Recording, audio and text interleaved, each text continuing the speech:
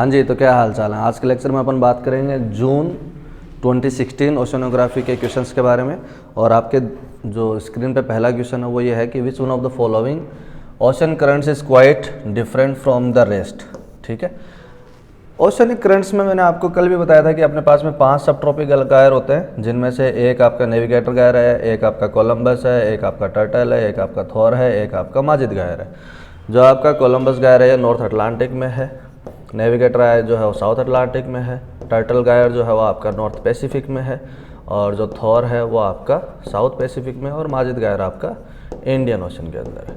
अब ये जो गायर्स होते हैं इनके पास में 4 कंपोनेंट होते हैं स्पेसिफिकली, एक आपकी सदर्न बाउंड्री, एक वेस्टर्न बाउंड्री, एक नदर्न बाउंड्री और एक आपका ईस्टर्न बाउंड्री। किसी भी ओशनिक बेसिन के रिस्पेक्ट में जब बात करेंगे तो ये आपकी ईस्टर्न बाउंड्री रहेगी, और ये आपकी वेस्टर्न बाउंड्री, ये आपकी नदर्न बाउंड्री और ये आपकी सदर्न बाउंड्री। ठीक है, अब यहाँ पे आपको कल भी मैंने आपको बताया था कि हर सब ट्रॉपिकल गायर के पास में एक वार्म करंट है और एक आपका कोल्ड करंट है। ठीक है, तो कोल्ड करंट में मैंने आपको नाम भी बताए थे, जैसे कैनरी करंट है, बेंगुलो करंट है, पेरू करंट है, आपका कैलिफोर्निया करंट है। ये आपके कुछ कोल्ड करंट्स है ना। क्रूशियो करंट है, गल्फ स्ट्रीम है, ब्राजीलियन करंट है, एगुलास करंट है, ये कुछ आपकी वार्म करंट्स है ना। अब आपको यहाँ पे पूछा है कि विच one of the following ocean current is quite different from the rest. Indian ocean में आपको जो वार्म करंट मिलता है उसको क्या बोलते हैं, एगुलास करंट बोलते हैं।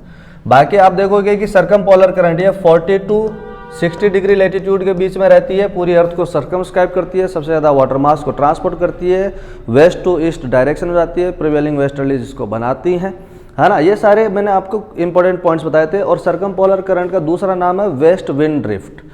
West wind drift. ऐसे पोलर रीजन्स के ऊपर आपका क्या है, पोलर ईस्टर्लीज भी आपकी एक कोल्ड करंट बनाती है, जिसको अपन बोलते हैं ईस्ट विंड ड्रिफ्ट।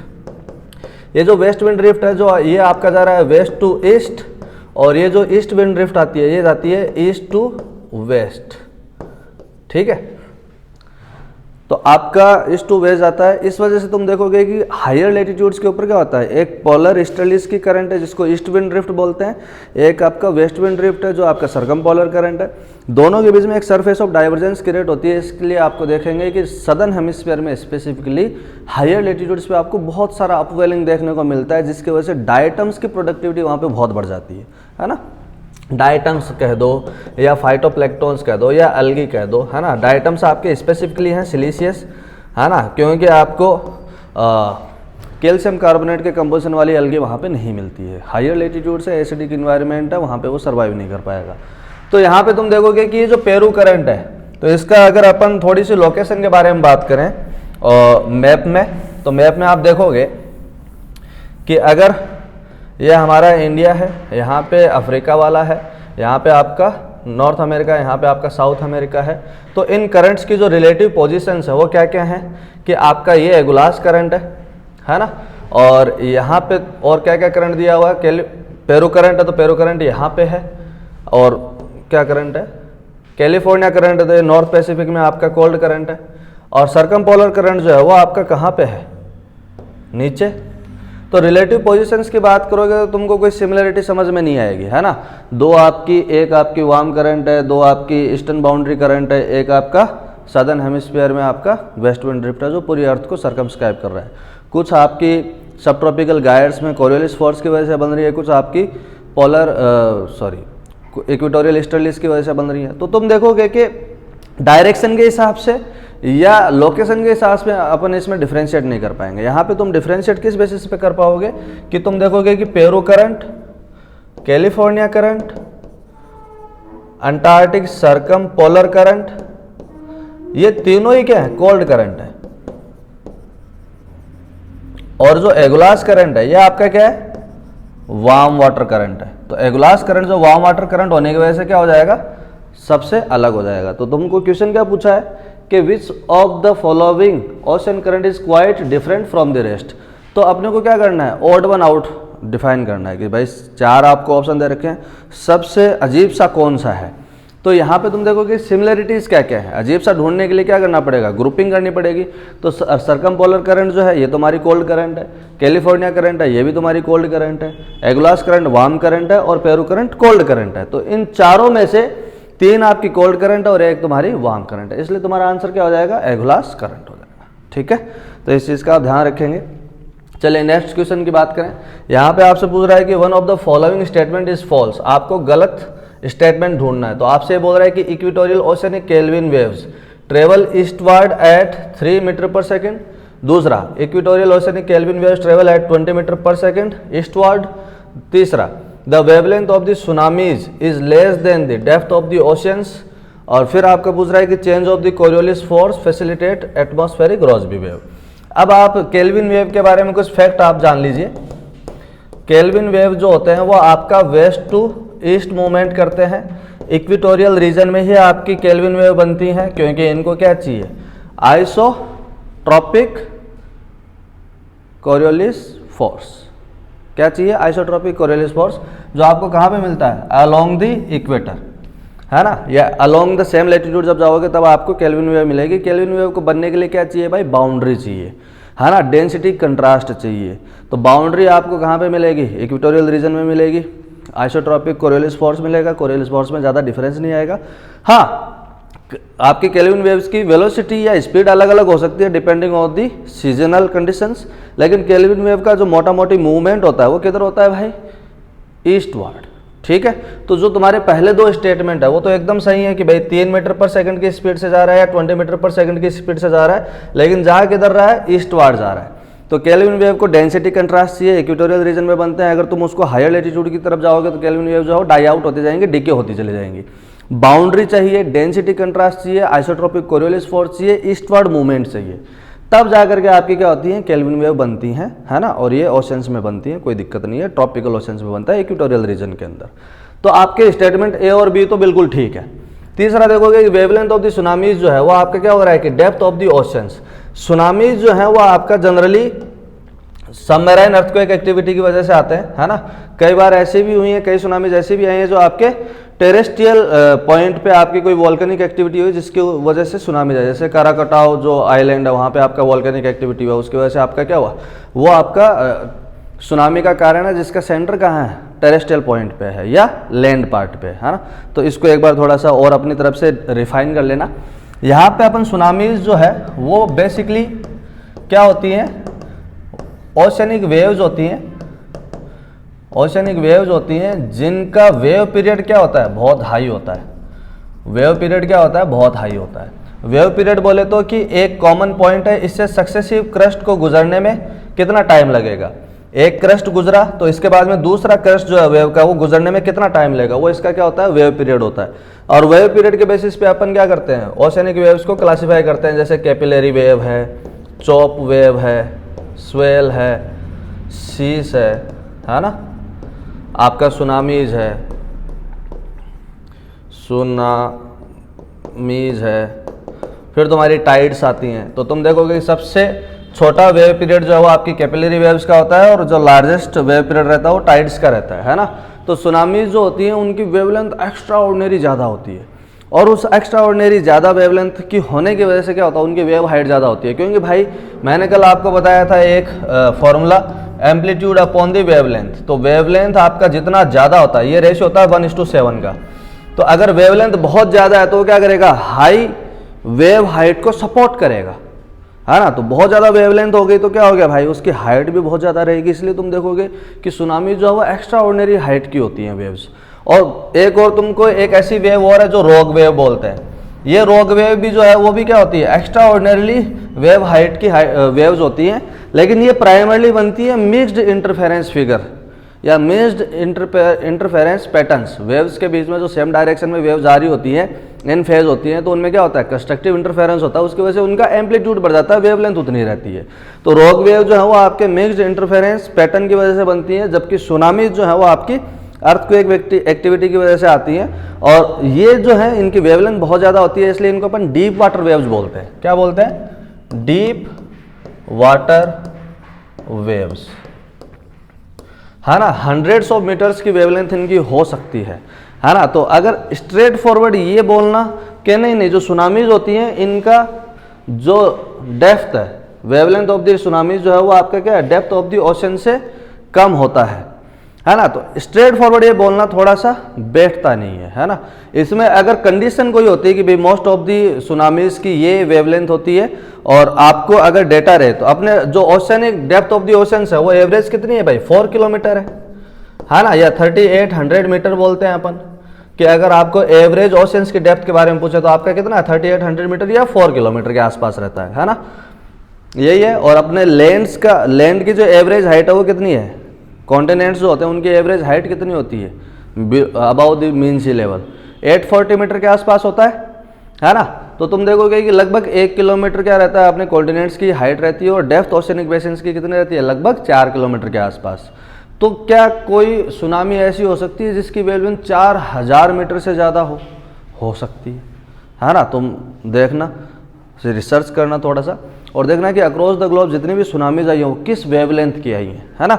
इसी की वजह से क्या हुआ, हायर वेवलेंथ होने की वजह से उनका वेव बेस क्या होता है, बहुत बढ़ जाता है। वेव बेस क्या होता है कि उस सुनामी का ओशंस में किस डेप्थ पे जाकर के असर खत्म हो जाएगा, उसको अपन उसका वेव बेस बोलते हैं। और डीप वाटर वेव्स हैं इसलिए उनका जो वेव बेस होता है जनरली क्या होता है, उसकी वेवलेंथ का आधा, है ना। तो इसलिए उनका जो असर रहता है वो बहुत नीचे तक रहता है। तो इसलिए जब वो आपके शोर लाइन की तरफ आती हैं तो क्या होता है, वेव बेस तो अभी भी डेप्थ पे, लेकिन ओशन जो सरफेस होती है वो क्या होती है, थोड़ी सी शैलो हो जाती है। उसकी वजह से उसको फ्रिक्शन मिलता है तो बहुत ज़्यादा हाइट वो अचीव करती है। क्यों, क्योंकि भाई अगर वेव मेरी यहाँ पहुँची है ना, तो यहाँ पे इसको फ्रिक्शन मिलेगा तो इसको रोकेगा, लेकिन पीछे जो आ रहा है वो तो उतनी स्पीड से आ रहा है ना, तो ये क्या करेगा भाई, लॉस्ट ऑफ काइनेटिक एनर्जी को क्या करेगा, मैनिफेस्ट करेगा to increase the wave height. समझ में आ गया। तो यहाँ पे ये जो स्टेटमेंट है कि सुनामीज की जो वेवलेंथ होती है वो ओशन डेप्थ की कम होती है ज़्यादा, अगर कंडीशन होती तो अपन मानते, लेकिन स्ट्रेट फॉरवर्ड ये बोलना थोड़ा सा खटकेगा आपको। तो मेरे ख्याल से ऑप्शन सी वुड बी और दी फॉल्स स्टेटमेंट। आपका चेंज ऑफ कोरियोलिस फोर्स है वो डेफिनेटली रोजबी वेव्स के डायरेक्शन को मैनिफेस्ट करता है। रोजबी वेव क्या होती है, जेट स्ट्रीम्स का एक मेंडर वाला टुकड़ा जो टूट के अलग हो गया, और उसके अंदर जब लो प्रेशर होता है तो क्या बनता है, ट्रफ बनता है ना। ये चीज़ अपन डिस्कस करते हैं। तो the right answer should be your option C. चलो नेक्स्ट क्वेश्चन देखो, आपको बोल रहा है कि Walker circulation is manifested by. Walker circulation मैंने आपको बताया था प्रीवियस लेक्चर में भी शायद, कि अगर ये पेरी कोस्ट लें और ये यहाँ पे ऑस्ट्रेलिया वाला है ना, ये ऑस्ट्रेलिया है और ये आपका पेरू है, या साउथ अमेरिका का कौन सा कोस्ट है, वेस्ट कोस्ट है, और इन दोनों के बीच में क्या है आपका पैसिफिक ओशन है, ट्रॉपिकल पैसिफिक ओशन है। यहाँ पे आपका सरफेस ऑफ डाइवर्जेंस की रेट होता है पेरू करंट की वजह से, और यहाँ पे अपवेलिंग होती है ना।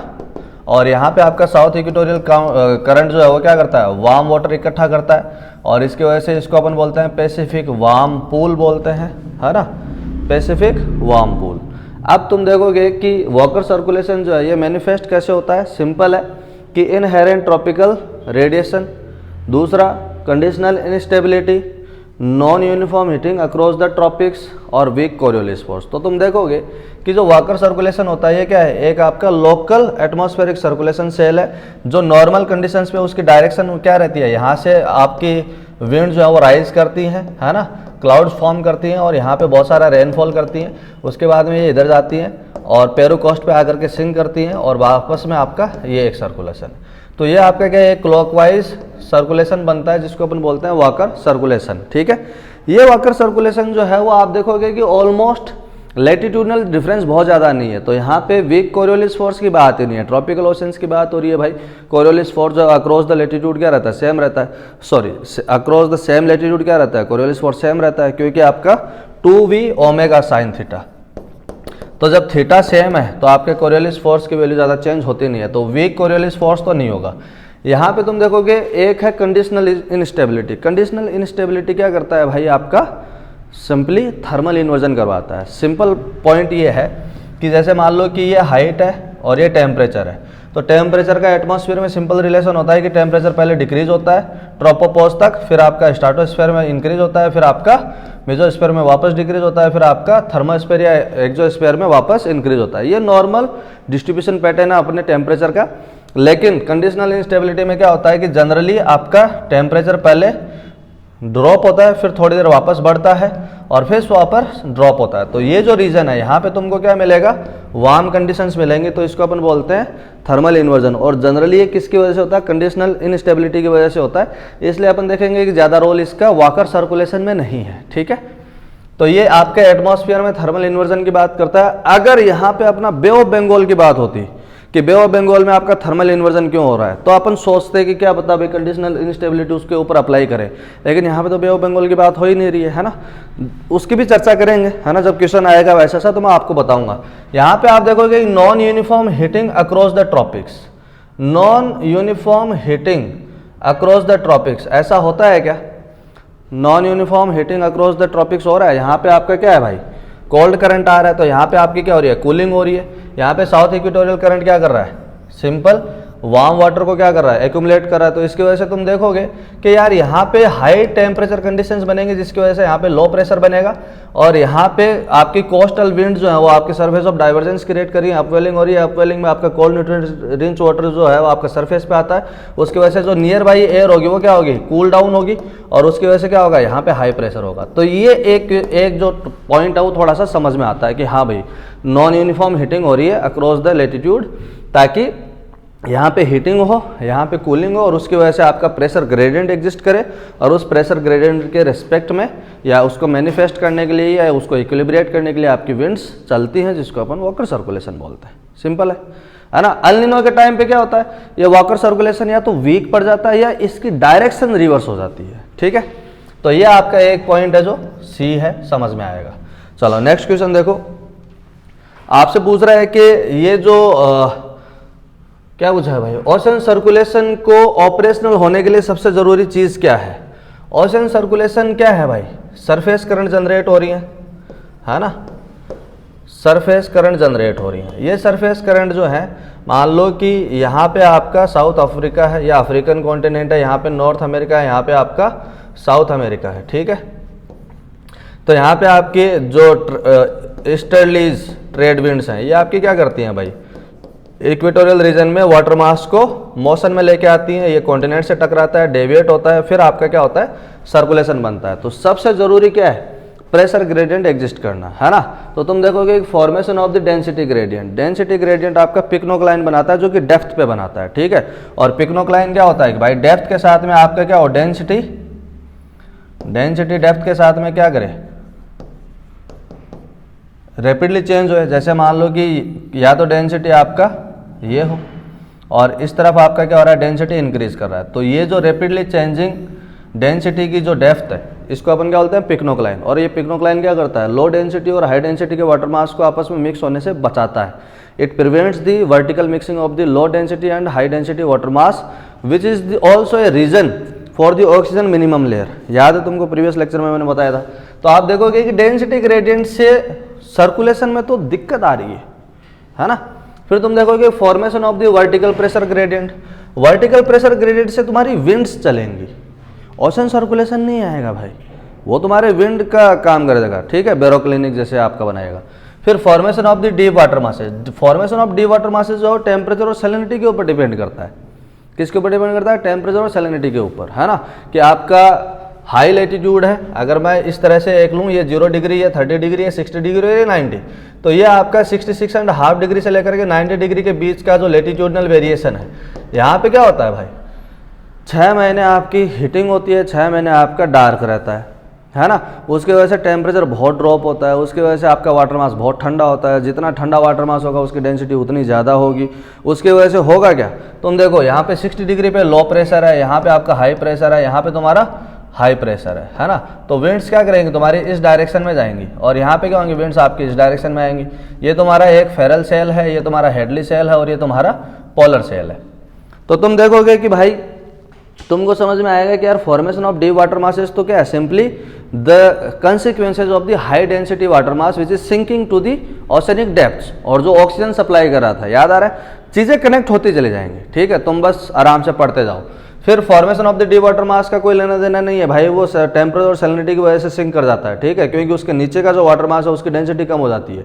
फिर तुम देखोगे formation of the horizontal pressure gradient, horizontal pressure gradient जब एग्जिस्ट करेगा तो तुम्हारा क्या होगा भाई, यहाँ पे हाई प्रेशर है, यहाँ पे लो प्रेशर, तो आपके विंड्स आपके एक्शन में आएंगी, और विंड्स जब एक्शन आएंगी तो वो ओशन जो सरफेस होगी उसके ऊपर ड्रैग फोर्स लगाएंगे, अपनी काइनेटिक एनर्जी थोड़ा बहुत किसको ट्रांसफर करेंगे, वाटर मॉलिक्यूल्स को।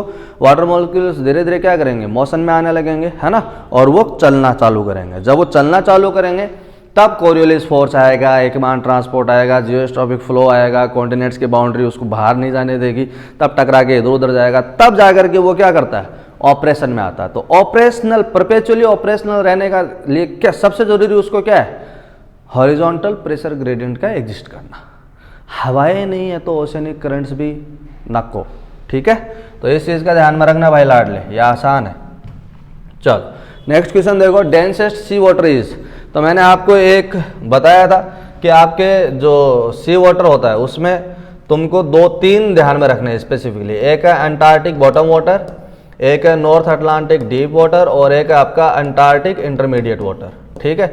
ये 3 जनरली आपसे पूछा जाता है, जिसमें आपका सबसे डेंसेस्ट वाटर मास जो होता है वो कौन होता है, अंटार्कटिक बॉटम वाटर होता है। इसलिए ये क्या करता है, ये डेंसेस्ट है, इसका मतलब क्या है, इसका टेम्परेचर सबसे कम है, इसकी सैलिनिटी जो है वो बहुत ज़्यादा नहीं है। सैलिनिटी इसकी क्या है, एवरेज सैलिनिटी है, तो अपन इसको हाई सैलाइन नहीं बोलते हैं, ये comparatively less saline water mass ही होता है। लेकिन क्योंकि इसका टेम्परेचर बहुत कम है, इसकी वजह से इसकी डेंसिटी बढ़ती है। डेंसिटी बढ़ती है तो ये क्या है, ओशन फ्लोर पे सबसे डेप्थ तक यही जाता है, ठीक है। तो सबसे डेप्थ तक ये जाएगा तो क्या होगा, ओशन फ्लोर पे जो आपके एनिमल्स रह रहे हैं उनको ऑक्सीजन सप्लाई करने का ठेका भी किसने ले रखा है, अंटार्कटिक बॉटम वाटर ने ले रखा है। तो तुम देखोगे कि डेंसेस्ट सी वाटर जो है यहाँ पे तुम्हारा क्या हो जाएगा, अंटार्कटिक बॉटम वाटर, जिसको अपन क्या बोलते हैं, AABW। तो तुम देखो इस तरह के क्वेश्चंस में सिली मिस्टेक जो होती है वो क्या होती है, तुम देखोगे कि बॉटम वाटर पहला ही ऑप्शन देखा, तुरंत क्लिक किया, आगे बढ़ गए, है ना। तो ये बोलेगा कि अल बिना नमस्ते करे आगे बढ़ गया, बुरा मान जाएगा भाई, नेगेटिव मार्किंग के जाएगा। इसलिए तुमको सारे ऑप्शन पढ़ने जरूरी हैं। पहले क्वेश्चन को अच्छे से पढ़ो कि द डेंसेस्ट सी वाटर पूछा है ना। अब तुमको वहाँ पे ये दिमाग में नहीं आना चाहिए कि नहीं यार सी वाटर या ओशनिक वाटर मास में पूछेगा तो सी वाटर कम होता है, छोटा होता है। आर्कटिक वाला तुम्हारा ओशन, वो भी तो ओशन है भाई, वो भी छोटा ही है। और सी और ओशन जो है वो इंटरचेंजेबल टर्म्स हैं, ये नहीं है कि नहीं ओशन के बारे में नहीं पूछा, सी के बारे में पूछा है तो मैं सबसे छोटा जो सी होगा उसके वाटर मास की बात करूँगा, ठीक है। ऐसा नहीं करना है, वहाँ पे तुमको डेंसिटी के हिसाब से ही देखना है, ठीक है। तो सबसे पहले तुम बोलोगे कि अंटार्कटिक बॉटम वाटर जो है ये आपका क्या होगा, डेंसेस्ट वाटर मास होगा। चलो फिर देखो, where in the ocean is the main thermocline is thickest. Thermocline क्या होती है, थर्मोक्लाइन सिंपली अपन बोलेंगे भाई जैसे ये टेम्परेचर है और ये डेप्थ है, तो अगर मान लो कि इक्वेटोरियल रीजन की बात कर रहा है तो वहाँ पे टेम्परेचर ज़्यादा होगा, तो डेप्थ बढ़ेगी तो क्या होगा, टेम्परेचर तुम्हारा कम होने लगेगा। तो आप देखोगे कि डेप्थ बढ़ने से धीरे धीरे आपका टेम्परेचर डिक्रीज होता है। लेकिन एक सर्टेन डेप्थ ऐसी आती है जहाँ पे आपका टेम्परेचर ड्रॉप जो बहुत ही रैपिड होता है, ठीक है। डेप्थ के साथ में कोई भी चीज़ जब चेंज होती है तो उसको अपन सिंपली बोलते हैं ग्रेडियंट। डेप्थ के साथ में या डिस्टेंस के साथ में प्रेशर चेंज होगा तो बोलेंगे प्रेशर ग्रेडियंट है। टेम्परेचर चेंज हुआ, टेम्परेचर आपका चेंज हो रहा है डिस्टेंस के साथ में या डेप्थ के साथ में तो बोलेंगे थर्मल ग्रेडियंट है ना। और तुम जैसे बोलो कि भाई एयर का डेंसिटी है, वहाँ पे वार्म एयर है, यहाँ पे आपका कूल एयर है, तो यहाँ पे तुम्हारा क्या हो रहा है, गैसियस ग्रेडियंट एग्जिस्ट कर रहा होगा। समझ में आ रहा है। तो जो चीज़ जिस तरफ ज़्यादा होती है डिस्टेंस के साथ में जो कुछ भी बदलता है उसको अपन ग्रेडियंट बोलते हैं, ठीक है। इस चीज़ का ध्यान में रखना। अब ये जो थर्मोक्लाइन है, थर्मोक्लाइन का सिंपल मीनिंग हो गया रैपिडली चेंजिंग डेप्थ या rapidly changing temperature with respect to a particular depth, इसको अपन थर्मोक्लाइन बोलते हैं। अब तुम सोच के देखो, इक्वेटर है या 30 डिग्री साउथ और नॉर्थ लेटीट्यूड्स है, यहाँ पे तो पूरा साल सोलर हीटिंग अवेलेबल है, पूरा साल सोलर हीटिंग अवेलेबल होगा तो क्या होगा, फोटिक जोन की डेप्थ ज़्यादा होगी, जहाँ तक सोलर रेडिएशन आपकी अच्छे से पहुँच रही है वो आपकी डेप्थ ज़्यादा होगी भाई, है ना। उसके बाद में तुम्हारा क्या होगा, एफोटिक जोन चालू होगा। तो तुम देखोगे कि डेप्थ के साथ में टेम्परेचर डिक्रीज होने के कई कारण हैं। सबसे पहला तो ये है कि सोलर रेडिएशन जो है वो अप टू 1000 मीटर तक पहुँच पाता है और उसमें भी अच्छे से कहाँ तक जाता है, अप टू 100 मीटर। तो ये आपका यूफोटिक जोन है ना। और ये तुम्हारा डिसफोटिक जोन है 100 मीटर से 1000 मीटर के बीच में। और तुम देखोगे कि 1000 मीटर से नीचे जो है वो तुम्हारा एफोटिक जोन है ना, एकदम डार्कनेस। तो तुम देखोगे कि भाई सोलर रेडिएशन तुम्हारी है नहीं, उसकी वजह से टेम्परेचर क्या होगा, ड्रॉप होता चला जाएगा। दूसरा, हायर लेटीट्यूड से क्या होगा, आपके high density water mass drop हो रहे हैं, सिंक कर रहे हैं, उसकी वजह से भी क्या होगा, डेप्थ बढ़ने से टेम्परेचर घटता चला जाएगा। समझ में आ गया। और जब टेम्परेचर घटता है तो वाटर मास की डेंसिटी बढ़ती है। तो तुम देखोगे कि जनरली डेप्थ बढ़ेगी तो आपके वाटर मास की डेंसिटी भी बढ़ती चली जाती है। और सैलिनिटी जो होती है वो क्या करती है, यूनिफॉर्म होने की कोशिश करती है। That is the average salinity, 35 parts पर 1000 होने की कोशिश करेगा। तो तुम देखोगे कि टेम्परेचर के केस में क्या होगा, हमेशा टेम्परेचर ड्रॉप करेगा। अगर ये आपके इक्वेटोरियल रीजन में या ट्रॉपिकल रीजन में होता तो तुम देखते कि बहुत धीरे धीरे टेम्परेचर चेंज होता है ना, बहुत धीरे धीरे टेम्परेचर चेंज होता। क्यों? क्योंकि भाई सोलर हीटिंग अवेलेबल है up to a certain depth, उसकी वजह से क्या होगा, टेम्परेचर हाई रहेगा ऊपर वाले वाटर मास में, तो टेम्परेचर धीरे धीरे चेंज होगा। ठीक है। पोलर रीजन में तुम देखो, पोलर रीजन में ऑलरेडी टेम्परेचर 0 डिग्री सेल्सियस के आसपास है ना, तो तुम डेप्थ के साथ में देखोगे तो टेम्परेचर क्या ही चेंज होगा भाई। इसलिए तुम देखोगे कि थर्मोक्लाइन मिलती नहीं है पोलर लेटीट्यूड्स पे या हाई लेटीट्यूड्स पे, है ना।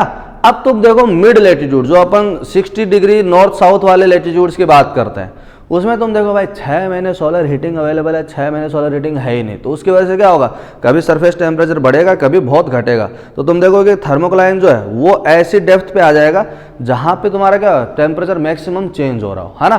तो तुम देखोगे कि जो थिकेस्ट थर्मोक्लाइन होगी वो तुमको कहाँ पे मिलेगी, मिडिल लेटीट्यूड्स पे, जहाँ पे आपकी सोलर हीटिंग बहुत अबनॉर्मल है, 6 महीने है, 6 महीने है ही नहीं। तो उसकी वजह से क्या होगा, कभी टेम्परेचर बहुत ज़्यादा होगा, कभी टेम्परेचर बहुत कम होगा। उसकी वजह से क्या होगा, डेप्थ के साथ में टेम्परेचर चेंज जो होगा वो बहुत रैपिडली जाता जाएगा और बहुत डेप्थ तक जाएगा। तो इसलिए अपन बोलेंगे कि thermocline would be the thickest in 60 degree south and north latitudes. Poles पे थर्मोक्लाइन होता नहीं है। इक्वेटोरियल रीजन्स पे आपका थर्मोक्लाइन जो है वो वीक होता है, क्योंकि आपकी अपवेलिंग होती है ना। आपका सरफेस ऑफ डाइवर्जेंस क्रिएट होती है north equatorial current and south equatorial current की वजह से, उसकी वजह से वहाँ पे अपवेलिंग होती है। अपवेलिंग से cold nutrient rich water surface पे आता है, वो मिक्सिंग करते हुए आता है। इसलिए तुम्हारा क्या होता है, थर्मोक्लाइन बहुत अच्छे से वहाँ पे डेवलप नहीं होता, वीक थर्मोक्लाइन मिलता है। तो थिकेस्ट थर्मोक्लाइन तुमको मिलेगा 60 डिग्री साउथ और 60 डिग्री नॉर्थ लेटीट्यूड पे। ठीक है, तो इस चीज़ का ध्यान रखेंगे भाई। चलो ये क्वेश्चन देखो, ये अच्छा क्वेश्चन है, लॉजिकल क्वेश्चन है, तुमको इसके लिए कोई कंसेप्ट की जरूरत नहीं पड़ेगी, तुम बस ध्यान से क्वेश्चन को देख लो। ठीक है, ये डायग्राम अच्छे से देख लो। विजिबल है, विजिबल है, डायग्राम विजिबल है। ओके, तो यहाँ पे तुम देखोगे कि आपको यहाँ पे दे रखा है, एक्स एक्सिस पे दे रखा है sodium upon sodium plus calcium का रेशियो। ठीक है, क्या दे रखा है भाई, sodium upon sodium plus calcium का रेशियो। और यहाँ पे तुमको क्या दे रखा है, टोटल डिजॉल्व्ड सॉल्ट्स मिलीग्राम पर लीटर, ये तुमको दे रखा है। अब तुम सोच के देखो, ये किसी रिवर की बात कर रहा है कि एक रिवर है, उस रिवर में मैंने क्या किया, एक वाई एक्सिस लिया, एक एक्स एक्सिस लिया, यहाँ पे मैंने क्या लिया, टीडीएस टोटल डिजॉल्व सॉल्यूट्स, है ना। और यहाँ पे तुमको ले रखा है sodium upon sodium plus calcium का रेशियो। ठीक है, और तुम बताओ कि भाई किस सिचुएशन में यहाँ पे तुम्हारा क्या हो रहा होगा, है ना। तुम सोच के देखो, जब टीडीएस तुम्हारा बहुत ज़्यादा होगा, ठीक है, टोटल डिजॉल्व सॉल्यूट्स कब होंगे ज़्यादा, जब तुम्हारा इवेपोरेशन ज़्यादा हो रहा होगा, फ्रेश वाटर वॉल्यूम कम हो रहा होगा। तो तुम देखोगे कि भाई तुम्हारा सबसे ज़्यादा ये टीडीएस या sodium upon sodium plus calcium का रेशियो सबसे ज़्यादा तुमको मिलेगा, वो कहाँ मिलेगा, इस रीजन में जहाँ पे इवेपोरेशन हो रहा होगा। ये टीडीएस सबसे कम कब होगा, टोटल डिजॉल्व सॉल्यूट्स आपके सबसे कम कब होंगे, जब तुम्हारा क्या होगा, बहुत सारा फ्रेश वाटर उसके अंदर आए, प्रेसिपिटेशन। तो प्रेसिपिटेशन के टाइम पे क्या होगा, यही टीडीएस जो वो कम हो जाएगा, इवेपोरेशन के टाइम पे यही टीडीएस क्या होगा, बढ़ जाएगा, है ना। और तुम देखोगे कि जो तुम्हारा सिलिकेट्स की वेदरिंग होती है या किसी भी रॉक की वेदरिंग होती है, वो क्या करता है, वो टोटल डिजॉल्व सॉल्यूट्स की कंसंट्रेशन को बढ़ाता है। क्योंकि एक चीज़ तुमको यहाँ पे सीखनी पड़ेगी, वो है congruent solution. Congruent solution, congruent solution क्या होता है भाई, जैसे NaCl है, NaCl का आपका क्या हुआ, केमिकली ब्रेक डाउन हुआ तो आपका बना Na plus plus Cl minus. ये Na plus plus Cl minus जो है, ये आप क्या है, आपके रिवर वाटर के पार्ट है, उसमें डिजोल्ड है। तो जब आपका कॉन्ग्रुएंट सॉल्यूशन होता है कि जब कोई आपका मिनरल है, उसकी वेदरिंग हुई, केमिकल वेदरिंग, और वेदरिंग के प्रोडक्ट जो हैं वो क्या है, totally dissolved into the medium, वो कोई सॉलिड पार्ट नहीं बचा रहा है ना आपका कोई। और ऐसे इनकॉन्ग्रुएंट सॉल्यूशन बोलेंगे तो क्या होगा, जैसे ऑर्थोक्लेस की वेदरिंग होगी तो पोटेशियम जो है वो आपका वाटर में चला जाएगा, सिलिसिक एसिड तुम्हारा वाटर में चला जाएगा, लेकिन कैओलिनाइट क्या होगा, एज ए सेडिमेंट पीछे रह जाएगा। समझ में आ गया। तो आपका जो कॉन्ग्रुएंट सॉल्यूशन होता है वो क्या करता है भाई, टोटल डिजॉल्व सॉल्यूट्स की कंसंट्रेशन को वाटर के अंदर बढ़ाता है। तो तुम देखोगे जो वेदरिंग होगी तो उस वेदरिंग में भी क्या होगा, आपके सॉल्ट्स क्रिएट होंगे, वो सॉल्ट्स आपके वाटर में डिजोल्व हो सकते हैं। तो तुम देखोगे कि ये जो बी पार्ट है इससे क्या होगा, तुम्हारा डिजोल्व सॉल्यूट जो है सी वाटर में या रिवर वाटर में एड ऑन होते चले जाएंगे, लेकिन इवेपोरेशन का जितना इफेक्ट पड़ेगा उतना तुम्हारा वेदरिंग से नहीं पड़ेगा, क्योंकि weathering is a slow process. लेकिन इवेपोरेशन क्या होता है भाई, सीजन चेंज हुआ एकदम से बहुत ह्यूज वॉल्यूम ऑफ वाटर क्या करेगा, इवेपोरेट कर जाएगा, है ना। तो उसकी वजह से तुम देखते हो जैसे एक ग्लास लो, उसके अंदर नमक घोल के रख दो, है ना, और उसको बस रख दो, तुम देखोगे धीरे धीरे जो है पानी उड़ता चला जाएगा, है ना। 2 दिन के लिए इसको रखे रखो, तीसरे दिन तुम इस पानी को पीना, तुमको ऑटोमेटिकली है ना सॉल्टी टेस्ट आएगा, है ना। जब घोल के रखा तब भी पीना तब तुमको हल्का हल्का सॉल्टी टेस्ट आ रहा होगा, लेकिन 2 दिन इसको तुम ऐसे रख दो बस और पानी को उड़ने दो, है ना। तुम देखोगे कि पानी जो है वो जब इवेपोरेट होता है तो फ्रेश वाटर आपका जाता है, पीछे जो बचा हुआ वाटर होगा वो क्या होगा, उसी सॉल्ट कंटेंट के अंदर रिच होता चला जाएगा, है ना। तो तुमको ये क्या मिलेगा, सॉल्टी। तो तुम देखोगे जब भी आपकी केमिकल वेदरिंग होती है वो टोटल डिजॉल्व सॉल्यूट्स की कंसंट्रेशन को बढ़ाता है, घटाता नहीं है, लेकिन as compare to the evaporation आपका ज़्यादा बढ़ाता है, ठीक है। तो तुम देखोगे कि ये जो एरिया है ये ऑटोमेटिकली इवेपोरेशन का हो गया, ये एरिया जो है ऑटोमेटिकली प्रेसिपिटेशन का हो गया। तुमको कुछ नहीं करना, तुमको बस एक लॉजिकल थॉट देना कि यार ये मतलब ऐसे, ठीक है भाई लाडले, आसान चीज़ है, ठीक है। अब यहाँ पे तुम ऑप्शंस को अगर ध्यान से देखते हो तो ऑप्शन तुमको क्या बोल रहा है भाई कि ए के ऊपर रॉक वेदरिंग हो रही है, बी के ऊपर प्रेसिपिटेशन हो रहा है, सी के ऊपर इवेपोरेशन हो रहा है। तुम्हारा ए बी सी है कहाँ पे, ए तुम्हारा, हाँ सी तुम्हारा यहाँ है, सॉरी सी तुम्हारा यहाँ है, बी तुम्हारा यहाँ है, ए तुम्हारा यहाँ है। तो ए तुम्हारा क्या प्रेसिपिटेशन, सी तुम्हारा इवेपोरेशन और बी तुम्हारा वेदरिंग। कर लोगे आराम से, इजी है। चलो नेक्स्ट देखो, यहाँ पे तुमको ये बोल रहा है vertical component of the relative vorticity. ये वो वाले क्वेश्चन है जिसको क्या करना है, देखते ही सत सत नमन, धन्यवाद देना है कि आपका बहुत बहुत धन्यवाद कि आपने हमें दर्शन दिया, बट अभी हम जीवन के किसी दूसरे पड़ाव की तरफ जा रहे हैं तो आपको टाइम नहीं दे पाएंगे, ठीक है। कुछ क्वेश्चन ओशनोग्राफी में ऐसे ही हैं जिनको तुम्हें धन्यवाद दे करके आगे निकल जाना है, ये वही वाला है। चलो आगे देखो, ये वाला देखो, ये अच्छा क्वेश्चन है। यहाँ पे तुम देखोगे कि इक्वेटोरियल रीजन की बात कर रहा है, इक्वेटर के अलोंग तुमको क्या दिखा रहा है, एक करंट दिखा रहा है जो मेजरली किधर है, ईस्टवर्ड मूवमेंट कर रहा है, वेस्टवर्ड भी दिखा रहा है ना।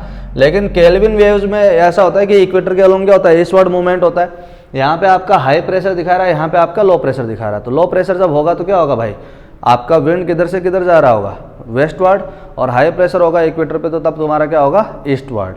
और तुम देख रहे होंगे कि ये जो एरो है ये आपका धीरे धीरे क्या हो रहा है, जैसे जैसे तुम लेटीट्यूड बढ़ा रहे हो वैसे वैसे एरो की जो लेंथ है वो छोटी होती जा रही है। ये मैंने आपको थोड़ी देर पहले ही बताया था कि केल्विन वेव जो होती हैं वो आपके इक्वेटोरियल रीजन में स्टेबल होती है। इनको डेंसिटी कंट्रास्ट चाहिए होता है बनने के लिए, इनको एक बाउंड्री चाहिए होती है, फ्री सरफेस पे नहीं बन पाते हैं। और जैसे जैसे तुम लेटीट्यूड बढ़ाते जाओगे केल्विन वेव क्या होंगे, डीके होती चली जाएंगी और एक टाइम के बाद में खत्म हो जाएंगी। अब केल्विन वेव का जो ओरिजिन वाला लेक्चर है वो मैंने आपको डाल रखा है, वो लेक्चर आप देख लेना, तो उससे आपको ये समझ में आ जाएगा कि मैं एग्जैक्टली किन फैक्टर्स के बारे में बात कर रहा हूँ, ठीक है। अब यहाँ पे देखो कि तुमसे पूछा है कि भाई प्लेन व्यू है, तुमको दे रखा है हॉरिजॉन्टल वेलोसिटी एंड हाइट पर perturbation associated with an equatorial wave. तो इक्वेटोरियल वेव इनमें से आपका कौन है भाई, केल्विन वेव, ठीक है। East bound Rossby wave, west bound Rossby wave. तो रोजबी वेव जो है वो आपका इक्वेटोरियल रीजन में नहीं मिलता है, वो ट्रॉपिकल रीजन में मिलता है, ठीक है, थोड़ा सा ऊपर। कर लोगे आराम से, तो ये चीज़ का थोड़ा सा ध्यान रखेंगे भाई। अब ये देखो southern oscillation index, southern oscillation index is the seesaw relationship in sea level pressure between. तो तुम ये आपका अल नीनो ला नीना के बारे में बात कर रहा है भाई। सीसा का मतलब क्या है, जैसे यहाँ पे आपका ये लो प्रेशर है, ये हाई प्रेशर है, यहाँ पे तुम्हारा पेरू कोस्ट है और यहाँ पे तुम्हारा ऑस्ट्रेलिया है। तो तुम देखोगे कि ये लो प्रेशर रहता है, ये हाई प्रेशर रहता है। ये नॉर्मल कंडीशन में क्या बनाता है भाई, सिंपल नॉर्मल कंडीशन बनाता है। यहाँ पे आपकी विंड राइज करती है ना, और यहाँ पे आपकी सिंक करती हैं, और ये आपका एक सर्कुलेशन बनता है जिसको वाकर सर्कुलेशन बोलते हैं। ये नॉर्मल कंडीशन में है। और तुम देखोगे कि जब आपका एल नीनो होता है तो एल नीनो में क्या होता है, यही लो प्रेशर जो आपका धीरे धीरे क्या होता है, रीडिस्ट्रीब्यूट होता है, और यहाँ पे लो प्रेशर बनाता है और यहाँ पे हाई प्रेशर बनाने लगता है, क्योंकि वहाँ से साउथ वेस्ट मानसून वाली विंड्स है वो भी क्या करती है, इधर आकर के सिंक होती है। तो यहाँ पे रिलेटिवली हाई प्रेशर बनने लगता है और यहाँ पे लो प्रेशर बनने लगता है। तो ये सीसा ही तो हो गया भाई। सीसा मतलब क्या है, तुम पार्क में गए, तुम्हारा दोस्त है इधर बैठा, तुम इधर बैठे, तुमने जोर लगाया, तुम इधर गए, तुम्हारा दोस्त हवा में उड़ गया, फिर हवा में उड़ करके वापस नीचे आएगा, है ना। तो यहाँ पे तुम्हारा जो दोस्त है अब ये ज़्यादा जोर लगाएगा तुम्हारे कंपैरिजन में, तो ये जोर लगाएगा तो तुम हवा में उड़ोगे, है ना। तो क्या हो रहा है, आपका प्रेशर डिस्ट्रीब्यूट हो रहा है। तुम पहले यहाँ पे तुमने कम प्रेशर लगाना था, इन्होंने हाई प्रेशर लगाया, ये नीचे तुम ऊपर, यहाँ पे तुमने हाई प्रेशर लगाया तो ये आपका दोस्त ऊपर तुम नीचे। तो आपका क्या हो रहा है, प्रेशर रीडिस्ट्रीब्यूशन की वजह से क्या हो रहा है, एक शीशा पैटर्न बन रहा है ना। ऐसे करने से ऋतिक रोशन बन जाएगा क्या, नहीं बन पाएगा, लेकिन कोई बात नहीं, शीशा पैटर्न तुमको समझ में आ रहा है ना, बस ये है। तो एनसो में क्या हो रहा है भाई, एनसो में यही तो है आपका सदर्न ऑसिलेशन में कि आपका प्रेशर डिस्ट्रीब्यूट हो रहा है। कभी आपका वेस्टर्न पैसिफिक बाउंड्री पे तुम्हारा हाई प्रेशर है, कभी लो प्रेशर है। हाई प्रेशर जब होता है तो अल्निनो कंडीशंस होती हैं, लो प्रेशर रहता है तो आपका नॉर्मल कंडीशन होती है। जब लो प्रेशर बहुत ज़्यादा लो प्रेशर हो जाए तो लानिना कंडीशन रहती है, ठीक है। तो तुमको ये ध्यान में रखना है। तो तुम देखोगे कि ये हो कहाँ रहा है, ट्रॉपिकल इंडियन ओशन की बात हो रही है और ट्रॉपिकल पैसिफिक की बात हो रही है। ट्रॉपिकल पैसिफिक कौन सा, ईस्टर्न ट्रॉपिकल पैसिफिक, ठीक है। तो तुम देखोगे कि भाई ऑप्शन देख लो, ऑप्शन में क्या क्या है, western tropical Pacific, western and tropical Indian ocean, तो सही बात है। फिर eastern tropical Pacific and the tropical Indian ocean, ये भी सही बात है ना। वेस्टर्न ट्रॉपिकल अटलांटिक, अटलांटिक की तो कोई कहानी नहीं है इसमें, है ना। And tropical Indian ocean, Atlantic वाली तो बात नहीं है। अब तुम देखो, तुमको seesaw relationship in the sea level pressure between, तो तुमको देखोगे कि नॉर्मली यहाँ पे लो प्रेशर रहता है, यहाँ पे हाई प्रेशर रहता है। तो आपका जो ईस्टर्न ट्रॉपिकल पैसिफिक है, ईस्टर्न ट्रॉपिकल पैसिफिक में आपका हाई प्रेशर है, यहाँ पे तुम्हारा लो प्रेशर है इंडियन ट्रॉपिकल ओशन में, है ना। और जब सी-सा होएगा तो यहाँ पे आपका क्या होगा, हाई प्रेशर, और यहाँ पे तुम्हारा लो प्रेशर। तो सी-सा प्रोसेस चालू कहाँ से हो रही है, ईस्टर्न ट्रॉपिकल पैसिफिक से, और एंड कहाँ पे हो रही है, ट्रॉपिकल इंडियन ओशन में। तो इसलिए अपन देखेंगे कि ये जो ईस्टर्न वाला है, ईस्टर्न ट्रॉपिकल पैसिफिक, ये तुम्हारा सही आंसर होगा। तो ऑप्शन ए और बी वैसे दोनों ही सही हैं क्योंकि दोनों के बीच में होता है, लेकिन वो जो सी-सा पैटर्न की शुरुआत कहाँ से हो रही है कि आपका ईस्टर्न ट्रॉपिकल पैसिफिक ओशन है, वहाँ पे हाई प्रेशर है, और ये आपका इंडियन ट्रॉपिकल ओशन है, उसमें लो प्रेशर है, और उसकी वजह से वो सी-सा पैटर्न स्टार्ट हो रहा है, ठीक है। इसलिए अपन बोलेंगे कि option B would be your correct answer. कर लोगे क्या, अरे बोल नहीं पाएंगे यार, कोई बात नहीं। चलो क्वेश्चन नंबर 11 देखो, which one of the following is not a property of the tropics, tropics की प्रॉपर्टी कौन सी नहीं है, ठीक है। अब I personally found these questions to be very typical. आपको क्या होना चाहिए भाई, यहाँ पे तुमको हीटिंग प्रोसेस के बारे में पता होना चाहिए, एडवेंशन के बारे में पता होना चाहिए, कन्वेक्शन के बारे में पता होना चाहिए, जो क्वासी प्रोसेसेस हो रही है उसके बारे में पता होना चाहिए, है ना। और तुम देखोगे जोनल विंड्स हैं वो आपके इक्वेटोरियल रीजन में कैसी हैं, ट्रॉपिकल में कैसी हैं, सब ट्रॉपिकल में कैसी हैं, टेम्परेट रीजन में कैसी है, सब पोलर रीजन में कैसी है, उनके बारे में तुमको एक कंपेरेटिव आइडिया होना चाहिए, ठीक है। इस तरह के क्वेश्चंस में स्पेसिफिकली जब तुम देखते हो तो तुमको दो चीज़ें समझ में आती हैं, या कि बिल्कुल भी नहीं होने वाला है, या फिर तुम ये देखो तो कि यार ट्राई मारते हैं। तो ट्राई मारोगे तुमको ऑप्शन में समझ में आएगा क्या बोल रहा है, ये ट्रॉपिक्स की प्रॉपर्टी की बात कर रहा है। तो ट्रॉपिक्स बोले तो 0 से 23.5 डिग्री नॉर्थ एंड साउथ, तो ये जो लैटिट्यूडनल वेरिएशन है इसके बारे में ये क्या कर रहा है, प्राइमरली बात करना चाह रहा है तुमसे।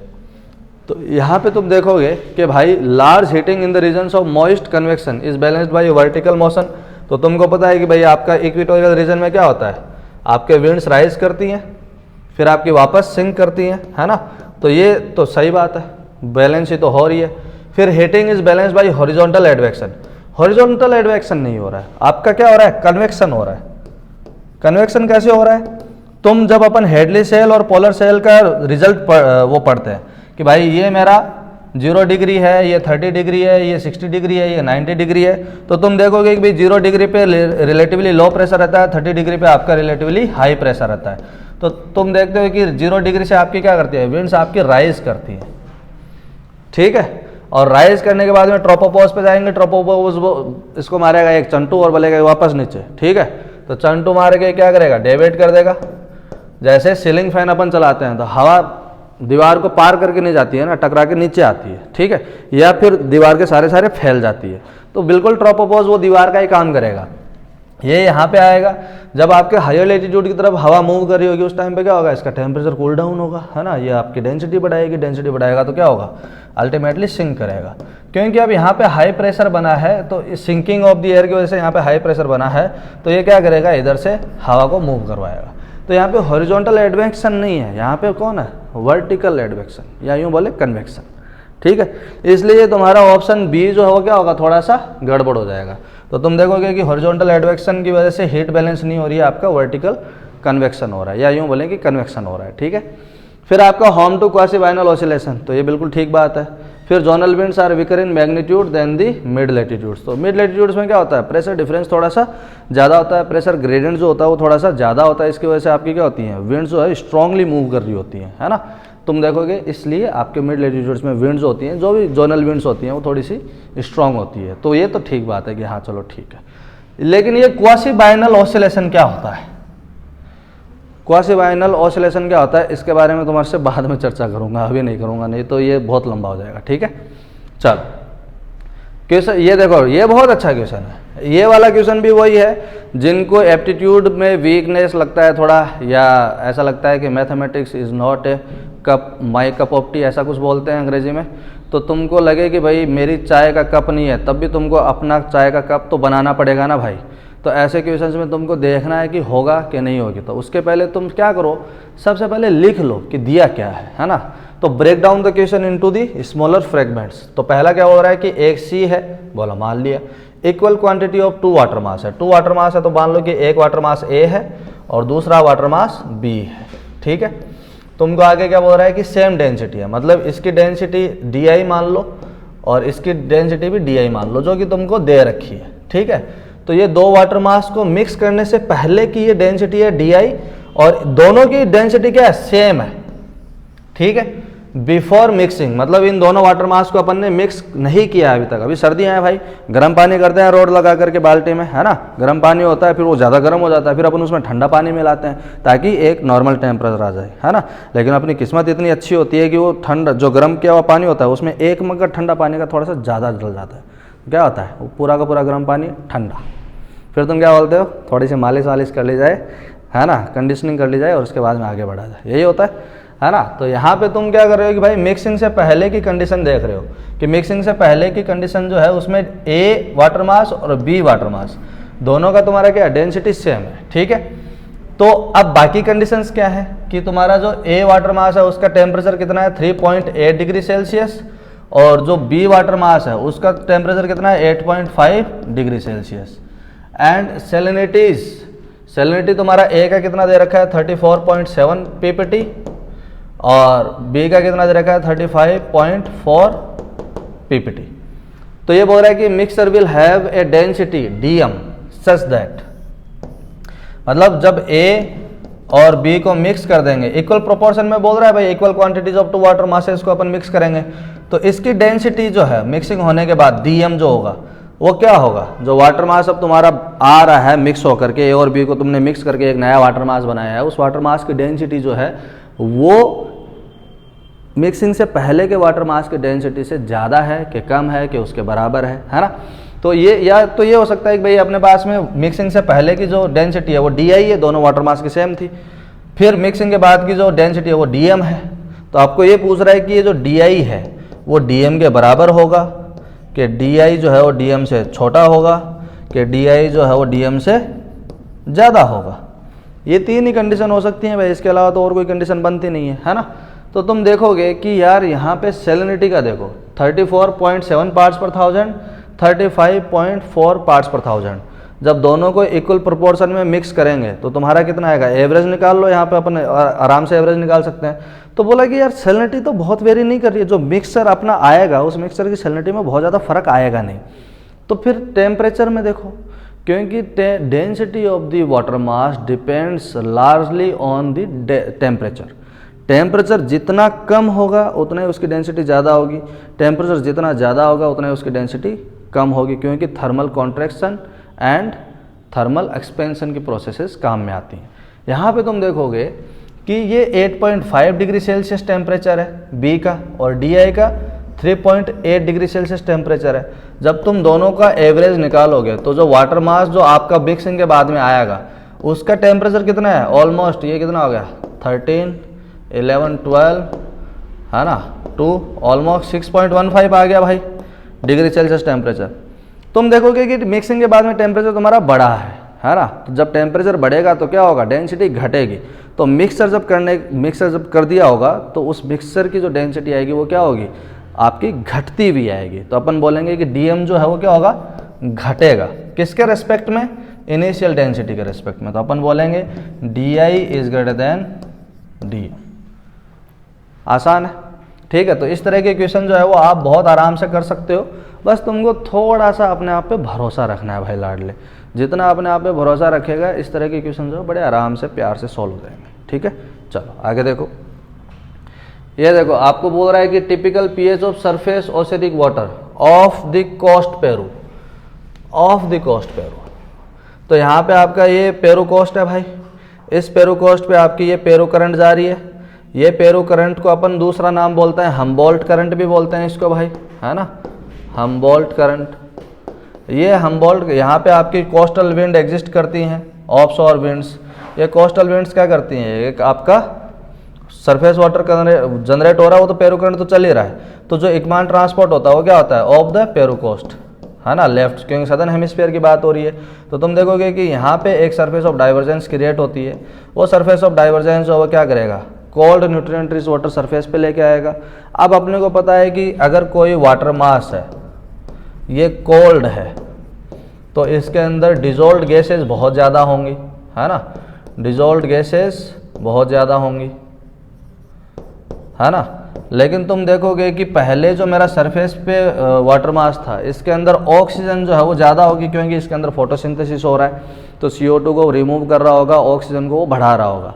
फिर बीच में आपका ऑक्सीजन मिनिमम लेयर होगी, है ना, और उसके नीचे क्या होगा तुम्हारा डीप वाटर मासेज होंगे। तो तुम देखोगे कि यहाँ पे ऑक्सीजन जो है वो ज़्यादा है, यहाँ पे ऑक्सीजन जो है वो सबसे कम है, और यहाँ पे ऑक्सीजन जो है ये A और ये ऑक्सीजन B करें तो ऑक्सीजन A जो है वो आपका ऑक्सीजन B से ज़्यादा होगा। तो तुम देखोगे कि जो डिजोल्व वाटर मास या अपन डीप वाटर मास अपने सरफेस पे जब आते हैं तो सरफेस पे वो क्या करते हैं, ऑक्सीजन की थोड़ी सी कमी करते हैं। क्यों, क्योंकि उससे पहले जो वाटर था उसके अंदर क्या है भाई, ऑक्सीजन ज़्यादा है।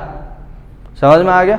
और ये जो अपवेलिंग है ये क्या करता है, जो एनिमल है ना, एक स्पेसिफिक फिश होती है, एनकोविच बोलते हैं, सिल्वर कलर की फिश आपकी ये सरफेस ऑफ डाइवर्जेंस के दौरान अपवेलिंग जब होती है तो ये प्रोड्यूस होता है, वहाँ पे प्रोडक्शन होता है। तो रेस्पिरेटरी ऑर्गेनिम्स की कंसंट्रेशन बढ़ जाती है, जो अल्टीमेटली क्या करती है, थोड़ा CO2 बढ़ा देता है और ऑक्सीजन को कम कर देता है, ठीक है। तो तुम देखोगे कि आपका डीप वाटर मास है, CO2 उसके अंदर ऑलरेडी खूब है, जब सरफेस पे आएगा तो CO2 बढ़ाएगा। जब CO2 बढ़ती है और आपका मेराइन प्रोडक्टिविटी बढ़ रही है, उसकी वजह से आपका एनिमल लाइफ जो है, रेस्पिरेटरी लाइफ जो बहुत ज़्यादा जल्दी से इधर आएगा, क्योंकि भाई न्यूट्रिशन मिल रहा है उसको। न्यूट्रिशन आएगी तो एनिमल लाइफ भागी भागी आएगी। एनिमल लाइफ जब आएगी तो क्या करेगा, CO2 साथ में लेके आएगा, क्योंकि अपन ऑक्सीजन इनहेल करते हैं, CO2 एक्सहेल करते हैं। तो उसकी वजह से क्या होगा, यहाँ पे जो वाटर मास होगा उसके अंदर CO2 की कंसंट्रेशन थोड़ी सी ज़्यादा हो जाएगी। जब CO2 की कंसंट्रेशन ज़्यादा होती है तो ये pH पे क्या असर करेगा, डायरेक्ट असर तो कोई नहीं है ना। pH का फॉर्मूला क्या होता है, pH equals to log base 10H+। तो यहाँ पे तुम देखोगे कि pH and H+ ion are logarithmically related to each other. Direct कोई रिलेशन नहीं है pH का और उसका H+ आयन का, लॉग से जुड़े हुए हैं, लॉगरिथमिक रिलेशन है।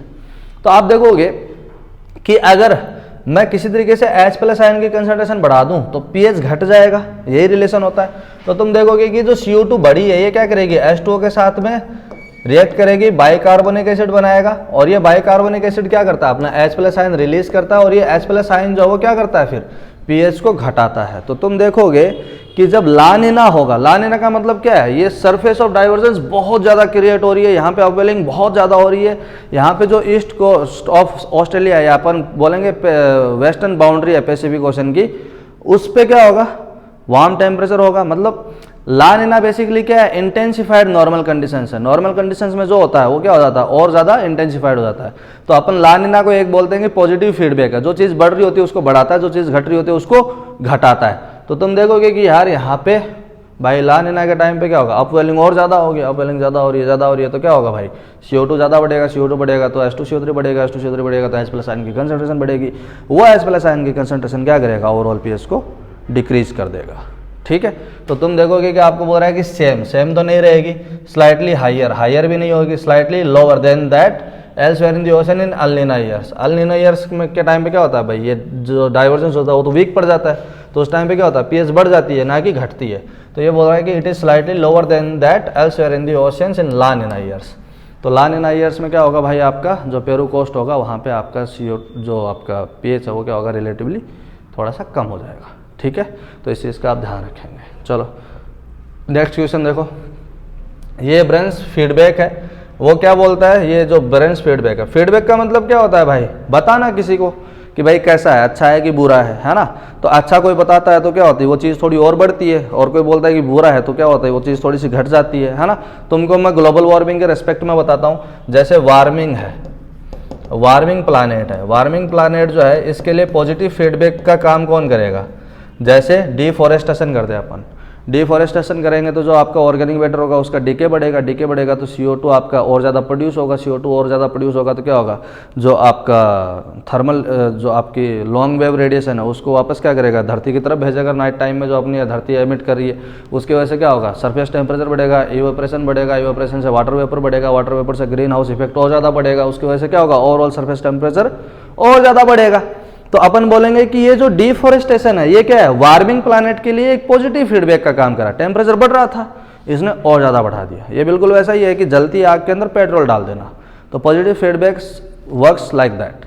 नेगेटिव आपका एक पॉजिटिव फीडबैक क्या होता है, जो घटती हुई चीज़ होती है उसको और ज़्यादा घटा देता है, वो भी पॉजिटिव फीडबैक का काम है। जैसे आपका कूलिंग प्लैनेट है, कूलिंग प्लैनेट जब होगा तो क्या होगा भाई, आपका सरफेस पे जो भी इवेपोरेशन हो रहा होगा तो उसका जो भी प्रेसिपिटेशन होगा जल्दी होगा, क्योंकि कंडेंसेशन जल्दी होगा, क्योंकि प्लैनेट कूल हो रहा है तो कंडेंसेशन जल्दी होगा, कंडेंसेशन होगा तो क्या होगा भाई, स्नोफॉल होगा। अब तुमको पता है कि स्नोफॉल से आपका ये सरफेस जो है वो कवर होगा। स्नोफॉल जो होती है या स्नो जो होती है उसका अल्बिडो मैक्सिमम होता है ना। प्लानेटरी अल्बिडो सबसे ज़्यादा क्लाउड्स का होता है एटमॉस्फेयर में, लेकिन सरफेस पे जब बात करते हैं तो आपके किसका ज़्यादा होता है, स्नो का ज़्यादा होता है। तो ये स्नो क्या करेगा, सोलर रेडिएशन को रिसीव करेगा, एब्जॉर्ब नहीं करेगा, वापस भेज देगा कि चाहिए नहीं चाहिए, ठीक है। तो सोलर रेडिएशन को वापस भेज देगा। तो जब अर्थ अपनी रेडिएशन को एब्जॉर्ब करेगी नहीं तो एमिट क्या करेगी, है ना। तो यहाँ पे तुम देखोगे कि भाई आपका ये जो स्नो है वो क्या कर रहा है, रिफ्लेक्ट बैक कर रहा है, उसकी वजह से क्या होगा, ये प्लैनेट और ज़्यादा ठंडा होगा। तो तुम देखोगे कि ये जो कूलिंग प्लैनेट में ये स्नो है वो क्या कर रहा है, एक पॉजिटिव फीडबैक का काम कर रहा है। समझ में आ गया फीडबैक क्या होता है। अब तुम देखोगे कि ये ब्रकेन्स फीडबैक जो है ये बोल रहा है कि warmer sea surface temperature in the western tropical Pacific.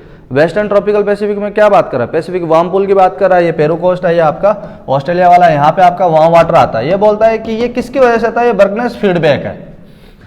तो ये बोल रहा है कि दिस में फेल इफ, ये फेल कब हो जाएगा, जब भाई ये आपका बन क्यों रहा है कि आपकी साउथ इक्वेटोरियल करंट जा रही है। साउथ इक्वेटोरियल करंट उधर क्यों जा रही है, क्योंकि आपकी ईस्टर्ली ट्रेड विंड्स उधर जा रही हैं। ईस्टर्ली ट्रेड विंड्स उधर क्यों जा रही हैं, क्योंकि आपका अर्थ रोटेट कर रहा है, उसकी वजह से उसके ऊपर कोरियोलिस फोर्स ऐसा लग रहा है। तो अगर अर्थ रोटेट करना ही बंद कर दे तो काहे की ट्रेड विंड्स, काहे का साउथ इक्वेटोरियल करंट और कहाँ का पैसिफिक वार्म पूल। तो ये आपका जो फीडबैक है वो अपने आप ही क्या हो जाएगा, फेल हो जाएगा। समझ में आ रहा है तुमको ये चीज़। तो तुम बोलोगे कि भाई आपका अगर रोटेशन ऑफ द अर्थ अगर रुक जाए तो ये चीज़ ऑटोमेटिकली क्या हो जाएगी, खत्म हो जाएगी। अब ट्रॉपिक्स पर कूलर बाई 30 डिग्री सेल्सियस, इतना टेम्परेचर डिफरेंस आता है किसी भी ओशन में, इतना टेम्परेचर डिफरेंस तुमको मिलेगा। एवरेज टेम्परेचर ओशंस का क्या है, आई थिंक 16 या 17 डिग्री सेल्सियस टेम्परेचर। इसको फैक्चुअली करेक्ट कर लेना, या तो 15 है या 17 है, ऐसा कुछ है, ठीक है, उसको देख लेना। अब there were absence of typhoons in the western tropical Pacific. Typhoons कब आते हैं, जब आपका एक्सट्रीमली प्रेशर ग्रेडियंट एग्जिस्ट करे, लो प्रेशर है या हाई प्रेशर। तो जब एक्सट्रीम प्रेशर ग्रेडियंट एग्जिस्ट करता है तो आपकी क्या होती है, विंड बहुत स्ट्रॉन्ग चलती है, उसकी वजह से आपका क्या होता है, सरफेस करंट्स बहुत स्ट्रॉन्ग चलती हैं, है ना, और वो आपका क्या होता है, डिवास्टेटिंग होता है। तो आपका ये जो बर्कनेस फीडबैक है वो आपका काम करना कब बंद कर देगा, जब हमारी धरती घूमना ही बंद कर दे, ठीक है। तो ये आसान है, आसानी से होना चाहिए। चलो फिर तुम देखो कि which of the following is false. आपको गलत स्टेटमेंट ढूंढना है। गलत स्टेटमेंट में तुमको ये बोल रहा है कि there is no direct relationship between the pattern of air sea buoyancy forcing and the patterns of mixed layer depth. There is, हाँ, मिक्स्ड लेयर जो होती है वो आपके किसकी वजह से बनता है, आपका सरफेस रन ऑफ से बनता है, ऑफ्स और विंड्स की वजह से बनता है, वाटर मास आपका मूवमेंट करता है, उसकी वजह से मिक्स्ड लेयर का आपका थिकनेस बढ़ता है, ठीक है। जो आपका जो रिलेशनशिप है between the air sea buoyancy, air sea buoyancy में क्या होता है भाई, गैस आपकी हल्की होती है ना, और सी वाटर जो आपका भारी रहता है, तो आपका क्या होता है, वहाँ पे नेगेटिव बायोंसी रहती है, तो वहाँ पे वो बैलेंसिंग दोनों का आपस में कोई डायरेक्ट लेना देना नहीं बैठेगा, ठीक है। इसलिए अपन क्या करेंगे भाई, पहला स्टेटमेंट तो सही है। दूसरा तुमको बोल रहा है कि डीपेस्ट मिक्स्ड लेयर जो है वो नॉर्थ अटलांटिक में मिलती है ना। तो वो क्यों मिलती है कि नॉर्थ अटलांटिक में तुमको क्या मिलता है, आपका गल्फ स्ट्रीम है, लेब्राडोर करंट से टकरा रही है ना, वहाँ पे तुमको लिवियन करंट भी मिल रही है। लिवियन करंट तो आई थिंक आपको इंडियन ओशन में मिलती है, लेकिन जो नॉर्थ अटलांटिक वाला होता है उसमें क्या होता है, आपका सब ट्रॉपिकल कन्वर्जेंस और डाइवर्जेंस ज़्यादा रहता है, उसकी वजह से अपवेलिंग और डाउनवेलिंग होती है, उसकी वजह से तुम्हारा क्या होता है, मिक्स लेयर की थिकनेस बढ़ती जाती है।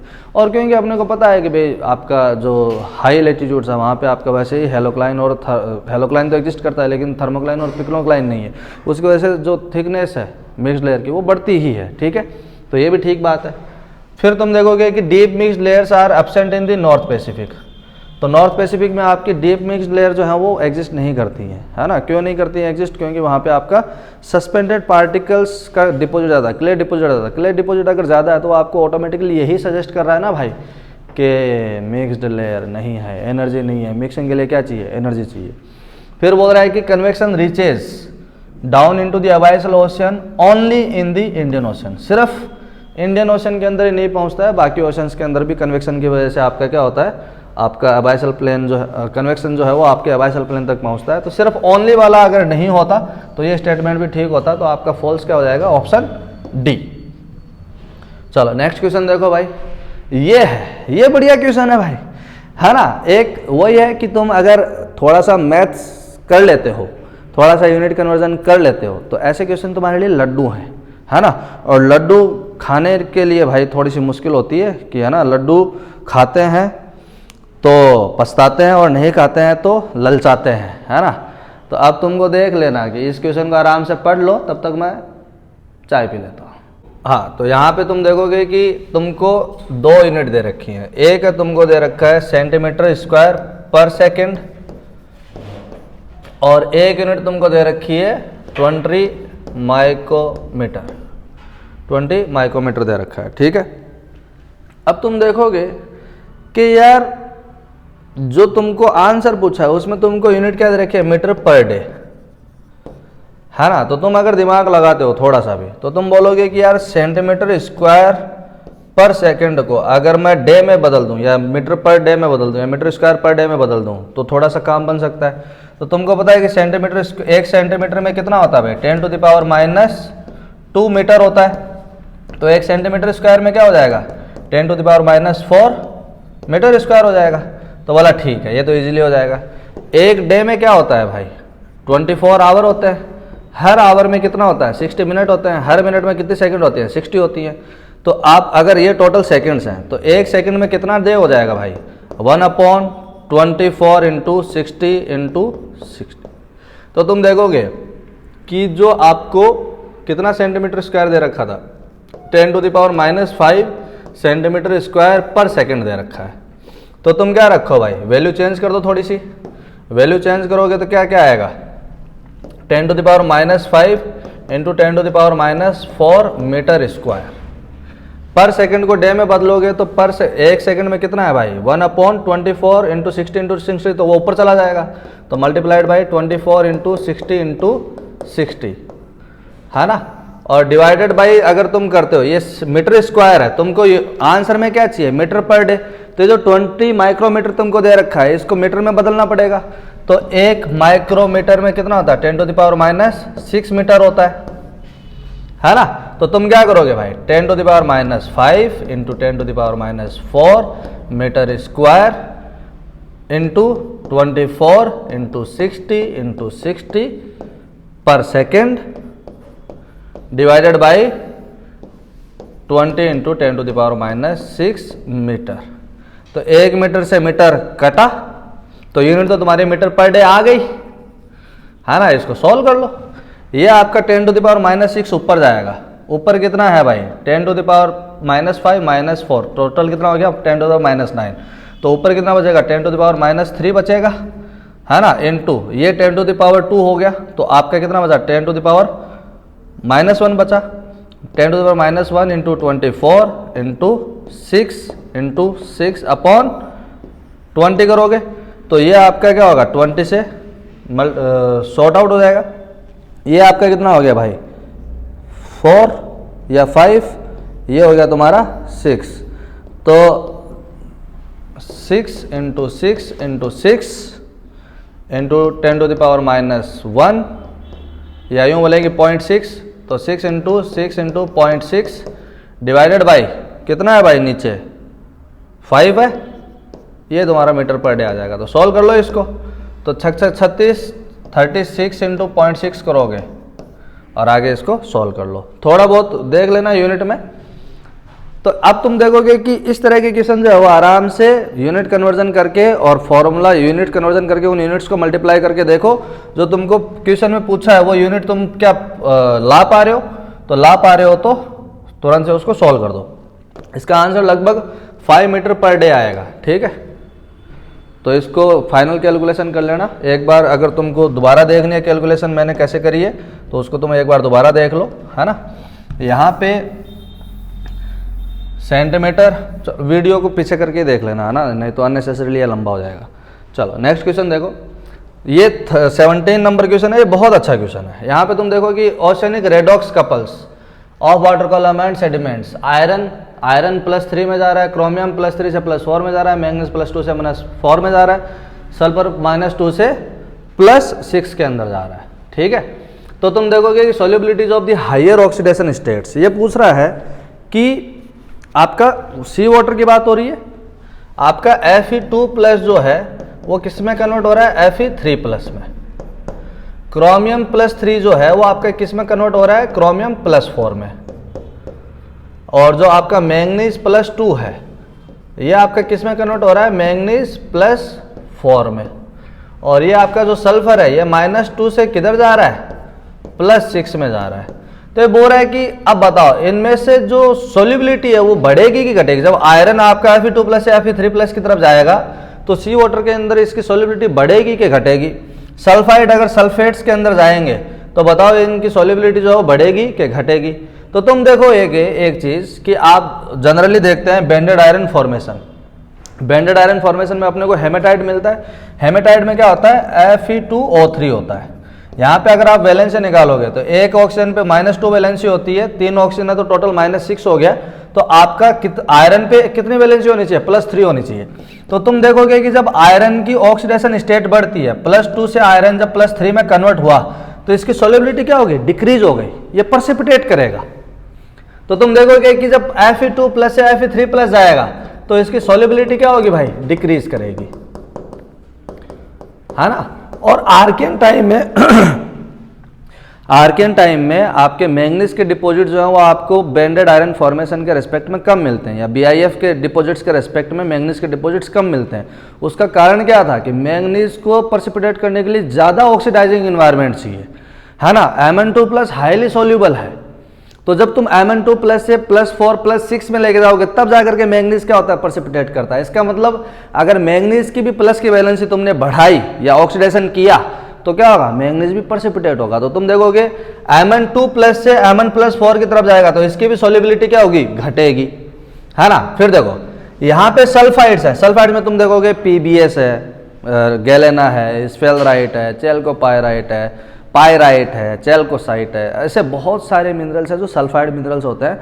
और अपने को पता है कि रिड्यूसिंग इन्वायरमेंट में जहाँ पे ऑक्सीडाइजिंग इन्वायरमेंट नहीं होता है वहाँ पे जनरली क्या होता है डीप अनॉक्सिक इन्वायरमेंट जो होते हैं, मतलब रिड्यूसिंग इन्वायरमेंट को अपन अनॉक्सिक इन्वायरमेंट भी बोलते हैं, ठीक है। अनॉक्सिक इन्वायरमेंट, रिड्यूसिंग इन्वायरमेंट, है ना। इनका मतलब ही क्या है कि वहाँ पे ऑक्सीडाइजिंग इन्वायरमेंट नहीं है। ऑक्सीडाइजिंग इन्वायरमेंट बोले तो कि ऑक्सीजन वहाँ पे नहीं है अच्छे से। ऑक्सीजन नहीं होने का मतलब क्या है कि फुगासिटी ऑफ ऑक्सीजन कम है या पार्शियल प्रेशर ऑफ ऑक्सीजन क्या वहाँ पे कम है, इसलिए वो क्या करेगा मेटल्स को ऑक्सीडाइज नहीं कर पाएगा। ऑक्सीडेशन का मतलब सिंपल क्या है लॉस ऑफ इलेक्ट्रॉन। तो लॉस ऑफ इलेक्ट्रॉन यहाँ पे तुम देख रहे हो, यहाँ पे सल्फाइड क्या कर रहा है लॉस ऑफ इलेक्ट्रॉन का मतलब ऑक्सीडेशन हो रहा है। ऑक्सीडेशन होगा तो ये सल्फर जो है +6 वाला क्या बनाएगा सल्फेट बनाएगा, और सल्फेट तो भाई तुम्हारा भर भर के मिलता है सी वाटर के अंदर।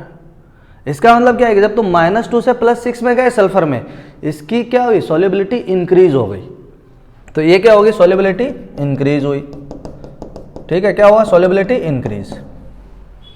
और क्रोमियम में क्या होता है, तो अब देखो तुम्हारा आयरन वाला है +2 से +3 में जाएगा तो सॉल्युबिलिटी डिक्रीज होगी होगी।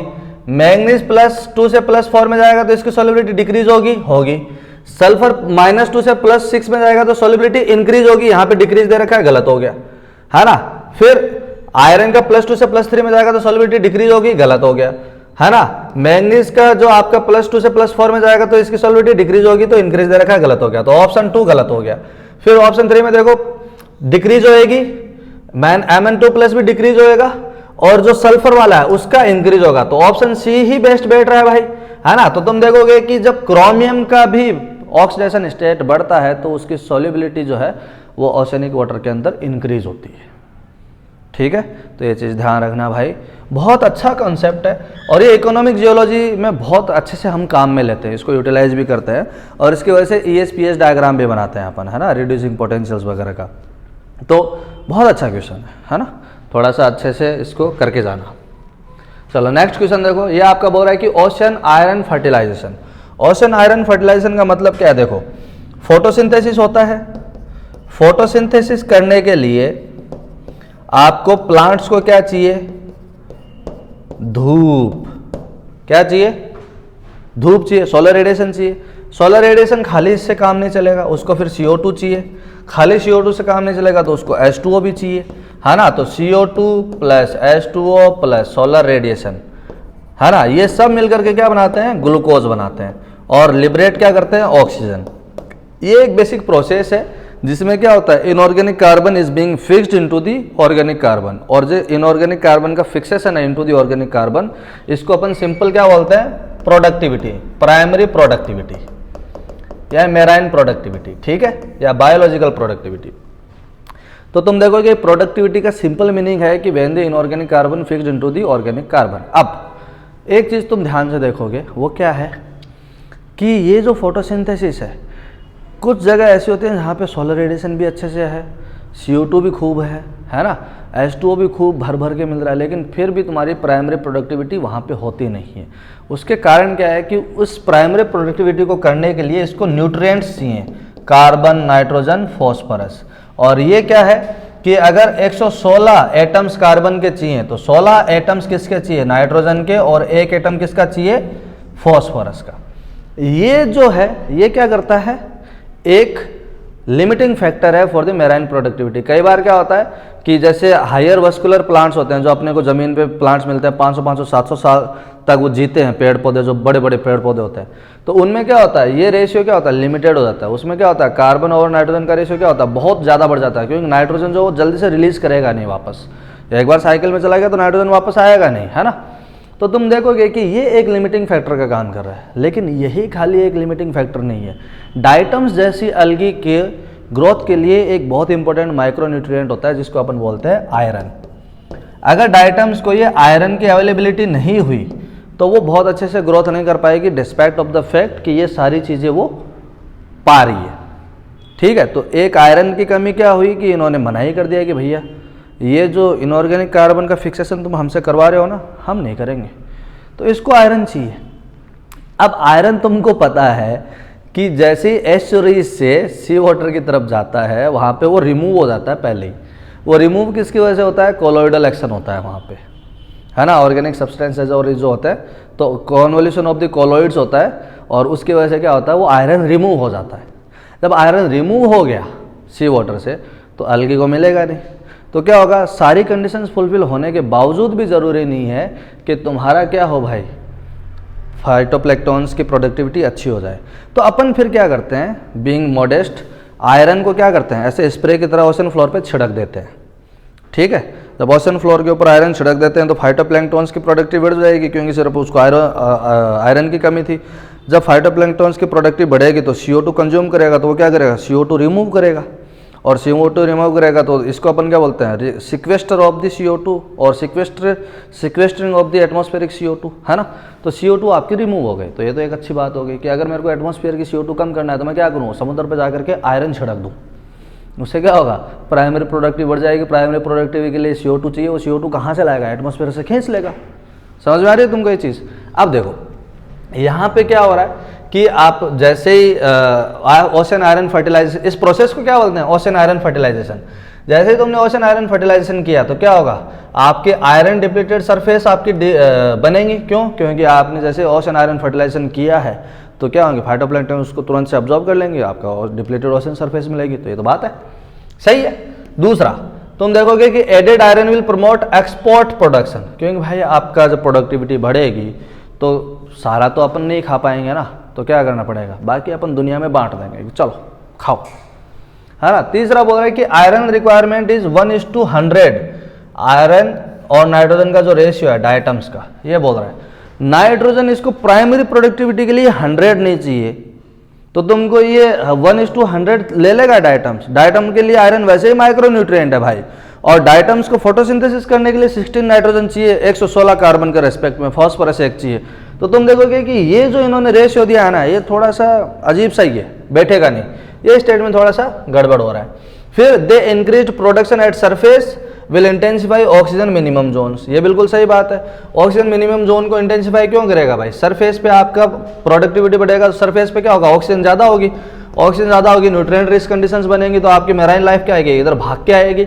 मेराइन लाइफ जितनी ज़्यादा आएगी, प्रोडक्टिविटी होगी, तो क्या होगा, जब ऑर्गेनिक मैटर डेथ कर जाएगा तो उसका क्या होगा, डीके से ऑक्सीजन आपका क्या होगा, डिकम्पोज होगा, या ऑक्सीजन आपका कंज्यूम होगा, उसकी वजह से क्या होगा, जो ऑक्सीजन मिनिमम जोन है वो क्या होगा, और ज़्यादा कम हो जाएगा। ऑक्सीजन मिनिमम जोन में जितनी ऑक्सीजन होती है उसको वो और कम कर देगा, क्योंकि इतना ज़्यादा जब फाइटोप्लैंक्टन्स की प्रोडक्टिविटी होगी, न्यूट्रिशनल कंडीशंस अवेलेबल होंगी, तो मेराइन लाइफ जो है वो उसकी तरफ खिंची चली आएगी। रेस्पिरेशन से तुम्हारा CO2 कम बढ़ जाएगा, O2 आपका घटता जाएगा, क्योंकि इतना ज़्यादा ऑर्गेनिक मैटर होगा, उसकी जब डेथ होगी तो उसके डीके से क्या होगा, ऑक्सीजन कंज्यूम होता चला जाएगा। तो नियर द सरफेस तो ऑक्सीजन बहुत अच्छी होगी, कोई दिक्कत नहीं है, लेकिन ऑक्सीजन मिनिमम जोन में क्या होगा, वो और ज़्यादा क्या होगा, मिनिमाइज हो जाएगा। इसलिए बोल रहे हैं कि the increase production at the surface will intensify oxygen minimum zones and enrichment of N2O, ये तो सही बात है। जब आपका ऑर्गेनिक मैटर का डेथ होगी तो क्या होगा भाई, नाइट्रोजन के अलग अलग स्पीसीज क्या करेंगी, उस रीजन में बढ़ते चले जाएंगे। इसलिए तुम देखोगे कि जब अपन इस तरह के ओशन आयरन फर्टिलाइजेशन जब करते हैं तो होता क्या है कि ये आपका ऑक्सीजन और नाइट्रोजन है, ठीक है, ये बढ़ता हुआ है और ये घटता हुआ है, ऑक्सीजन इधर बढ़ रहा है, नाइट्रोजन भी इधर बढ़ रहा है, और ये डेप्थ के साथ में जब देखते हैं तो ऑक्सीजन क्या करता है, सर पे पहले घटता है फिर वापस बढ़ता है, लेकिन न्यूट्रिशन के साथ में ऐसा नहीं होता, ये आपका बढ़ता ही जाता है। तो जहाँ पे न्यूट्रिशन कंडीशन बहुत ज़्यादा होती है वहाँ पे ऑक्सीजन तुम्हारा क्या होता है, मिनिमाइज हो जाता है ना। इस तरह के ग्राफ आते हैं, इनको ध्यान में रखना, ठीक है, पूछता हो डायरेक्टली पूछता है, कर लोगे आराम से। तो ये भी एक इजी पीजी क्वेश्चन है ना। चलो नेक्स्ट देखो 19th क्वेश्चन, आपको क्या बोल रहा है कि कोरल एरागोनाइट्स हैं, फॉस्फोराइट्स नोड्यूल्स हैं, आयरन मैंगनीज ऑक्साइड डिपॉजिट्स हैं, मैसिव सल्फाइड डिपॉजिट्स हैं। अभी मैंने आपको बताया कि सल्फाइड डिपॉजिट्स तुमको कहाँ मिलेंगे, रिड्यूसिंग एनवायरनमेंट। रिड्यूसिंग एनवायरनमेंट का मतलब क्या है, अनऑक्सिक कंडीशंस, है ना। तो यहाँ पे तुम देखोगे कि मैसिव सल्फाइड डिपॉजिट्स तुमको कहाँ पे मिलेंगे, ऐसी जगह मिलेंगे जहाँ पे ऑक्सीजन की कंसंट्रेशन क्या है भाई, बहुत कम हो। तो ऑक्सीजन पुअर हाइड्रोथर्मल वेंट जो होते हैं वहाँ पे तुमको क्या मिलेगा, सल्फाइड डिपॉजिट मिलेगा। तो 4 किसके लिए चला जाएगा, C। फिर तुम देखो आयरन मैंगनीज ऑक्साइड डिपॉजिट्स, तो आयरन मैंगनीज ऑक्साइड डिपॉजिट्स कब बनेंगे, जब आयरन और मैंगनीज का ऑक्सीडेशन होगा। ऑक्सीडेशन होगा इसका मतलब क्या, ऑक्सीजन अच्छी चाहिए, है ना, ऑक्सीजन होना चाहिए वहाँ पे। तो तुम देखोगे कि डीप ऑक्सिक वाटर, डीप ऑक्सिक वाटर का मतलब क्या है कि डीप वाटर मासेज हैं जिनमें क्या है, ऑक्सीजन भर भर के, वो ऑक्सीजन कहाँ से ही है, पोलर लैटिट्यूड से वाटर मास सिंक करके लेके आ रहा है। तो तुम देखोगे कि जो 3 जो है वो आपका किस में चला जाएगा, D में चला जाएगा। फिर तुम देखो फॉस्फोराइट नोड्यूल्स हैं, ये फॉस्फोराइट नोड्यूल्स आपका कहाँ पे बनेगा, जब तुम्हारा कहाँ क्या होगा भाई, इंटेंसिंग अपवेलिंग होगी। तो तुम देखो 4C और 3D, ऐसा कोई ऑप्शन दिख रहा है तुमको, 4C 3D तुमको ये मिल रहा, 4C 3D ये नहीं है, 4C ठीक है, 3D ये भी बैठ रहा है, ये आपका गलत हो जाएगा। तो तुमने क्या 50-50 एलिमिनेशन लिया है। अब तुमको पता है कोरल एरागोनाइट कहाँ मिलेगा, जहाँ पे आपका clear water rich biological productivity हो रही है, यही है क्या, बोलो भाई। तो 1 क्या हो जाएगा तुम्हारा, B में चला जाएगा, तो 1B। तो बचा क्या है फिर, फॉस्फोराइड नोड्यूल्स आपके कहाँ होंगे, अपवेलिंग वाले रीजन में चले जाएंगे जहाँ पे 2A। तो 2A 1B 1B 2A 3D 4C, तो ऐसा कौन सा 3 ऑप्शन आ रहा है, ये आपका करेक्ट हो जाएगा। क्योंकि अपवेलिंग जब होगी तो न्यूट्रिएंट रिच वाटर आपके सरफेस पे आता है तो उसमें फॉस्फोरेट भी ज़्यादा रहता है, तो वो आपका फॉस्फोराइट कॉन्टिनेंटल शेल्फ पे प्रेसिपिटेट करता हुआ चला जाता है। क्लियर है जी, तो ये आपका हो गया। चलो नेक्स्ट क्वेश्चन, हो गया। तो यही इतने क्वेश्चन थे आपके जून 2016 में। आई होप कि आपको इससे थोड़ा बहुत फ़ायदा होगा। Thank you so much for watching this video lecture and I wish you all the very best for your examinations. Tata.